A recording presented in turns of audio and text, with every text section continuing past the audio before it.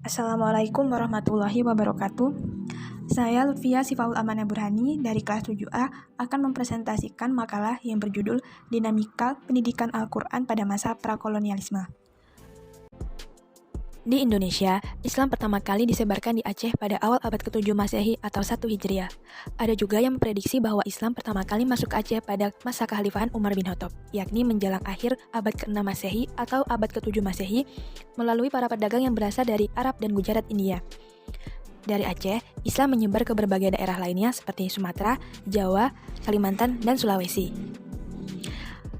Pada periode berikutnya, para pedagang Nusantara yang telah memeluk Islam ikut menyebarkan agama ini di Nusantara, bahkan hingga ke berbagai negara tetangga, seperti Malaysia, Thailand, Brunei, dan negara lainnya.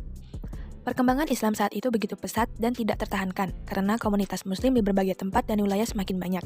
Oleh karena itu, dibutuhkan lembaga tempat belajar dan menimba ilmu pengetahuan keislaman sebagaimana yang diajarkan Rasulullah SAW.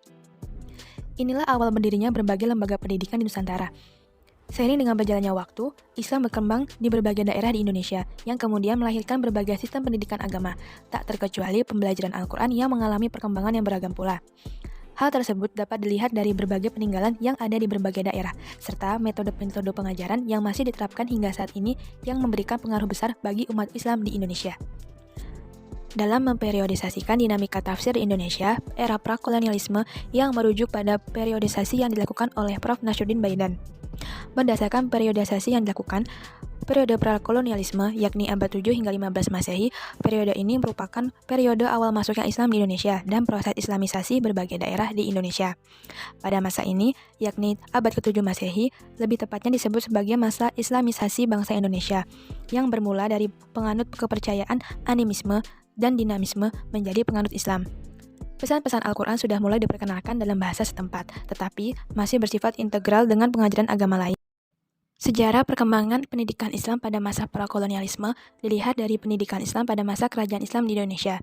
Di antaranya, yang pertama kerajaan Islam di Aceh, yaitu kerajaan Samudra Pasai yang berdiri pada abad ke-10 Masehi, dengan raja pertama Al-Malik Ibrahim bin Mahdun, yang kedua Al-Malik Al-Saleh, dan yang terakhir Al-Malik Sabar Shah pada tahun 1444 Masehi atau abad ke-15 Hijriah.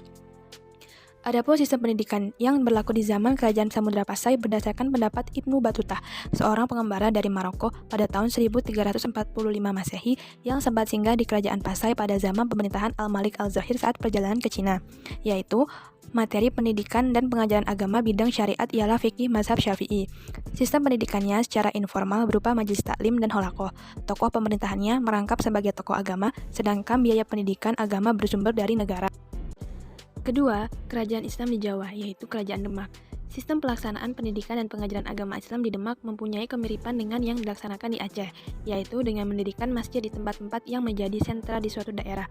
Di sana, diajarkan pendidikan agama di bawah pimpinan seorang badal untuk menjadi seorang guru yang menjadi pusat pendidikan dan pengajaran serta sumber agama Islam. Ketiga, kerajaan Islam di Maluku. Dakwah Islam di Maluku mengalami dua tantangan, yaitu datang dari orang-orang yang masih animis dan dari orang Portugis yang mengkristenkan penduduk Maluku. Keempat, kerajaan Islam di Kalimantan. Perkembangan Islam mulai mantap setelah berdirinya kerajaan Islam Banjarmasin di bawah pimpinan Sultan Suryansyah, sehingga masjid-masjid dibangun hampir di setiap desa.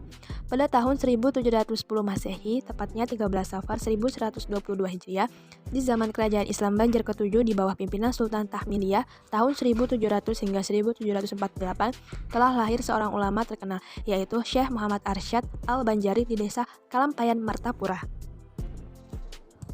Puncak islamisasi adalah pada awal abad ke-15 Masehi. Pengaruh Wali Songo pada masa ini terbilang cukup signifikan. Para wali mengajarkan nilai-nilai agama yang berpadu dengan budaya lokal. Misalnya, Sunan Ampel mengajarkan umat Islam agar menjauhi 5 perkara yang terlarang. Diistilahkan dengan molimo. Ajaran molimo meliputi 1. Emoh main, tidak mau berjudi. 2. Emoh ngombe, tidak mau minum minuman yang memabukkan. 3. Emoh madat, tidak mau memakai minum atau menghisap candu atau ganja. Keempat, emoh maling, tidak mau mencuri atau korupsi. Yang kelima, emoh madon, tidak mau main perempuan dan berzina. Ajaran ini menjadi misi utama yang ditegakkan dalam berdakwah, yang sebenarnya mewakili apa yang disampaikan Al-Quran dalam Quran Surat Al-Maidah ayat 90, 38, dan 39, dan 5, serta Quran Surat Al-Isra ayat 32. Pola penyampaian ajaran Islam masa ini memiliki kesamaan dengan yang terjadi pada masa awal dakwah Nabi Muhammad SAW. Titik kesamaan terdapat pada teknik penyampaian dan kondisi masyarakat. Tafsir Al-Quran yang disampaikan diberikan sesuai dengan kebutuhan praktis dan kondisional. Suatu hal yang logis mengingat masyarakat pada masa itu masih belum familiar dengan tradisi tulis-menulis. Penafsiran sendiri merupakan salah satu upaya menuju pembinaan pribadi umat, baik menyangkut akidah, akhlak, maupun hukum-hukum fikih. Oleh karena itu, dakwah mereka mudah dicerna dan diterima oleh umat. Bangsa Indonesia berduyun-duyun masuk Islam dan hingga saat sekarang pun Islam menjadi mayoritas di Indonesia. Baiklah, ini yang dapat saya sampaikan, kurang dan lebihnya saya mohon maaf. Wassalamualaikum warahmatullahi wabarakatuh.